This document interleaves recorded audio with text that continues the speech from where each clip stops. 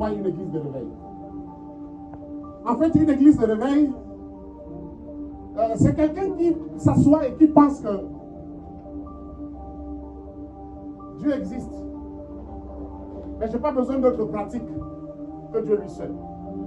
Lui seul, dans son coin, il y a une église de réveil. Pourquoi? Parce que c'était le catholicisme romain qui avait déjà conquis le monde. Et ces faux prédicateurs, alléluia, Amen. ces faux prédicateurs ont trompé nos parents. Ils ont accompagné nos parents en enfer. Ces Romains-là. Mais certains d'entre nous les écoutent encore. Nous disons que ce n'est pas important de les écouter. Alléluia. C'est pourquoi celui qui ne les a pas écoutés, qui a choisi de rester chez lui, je l'appelle l'église de réveil. Mais maintenant, il n'est plus question de demeurer dans l'église de réveil. Il est question de quitter l'église de réveil et de rentrer dans l'église primitive. Alléluia. C'est là. Parce que c'est le point de départ. C'est le point de départ. Je vais vous faire un dessin. Regardez un peu la configuration du culte à l'église catholique. Bien. Maintenant, regardez la configuration du culte dans l'église de réveil. La différence, c'est quoi? À l'église catholique, il y a des évêques, il y a des archevêques, il y a des papes. Maintenant, à l'église de réveil, ce qui nous reste, c'est le pape de l'église de réveil. On a des archevêques, on a des évêques. Mais ce n'est pas ce que la Bible dit. Dieu n'a pas dit ça.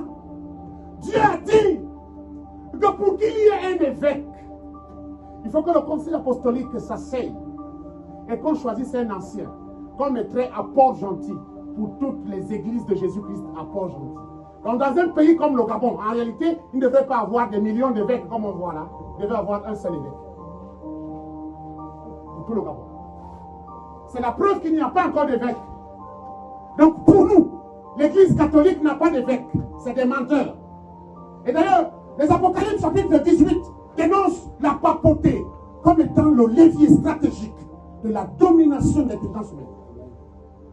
Dénonce la papauté à Apocalypse 18, dénonce la papauté comme étant le stratège principal de l'ordre mondial, de l'écrasement de l'église véritable.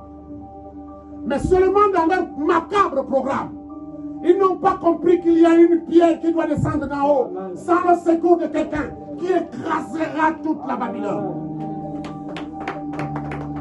Et ils n'ont pas le nom de cette pierre, ils ne connaissent pas cette pierre-là. Alléluia. Amen. Nous devons rentrer dans le même dessus.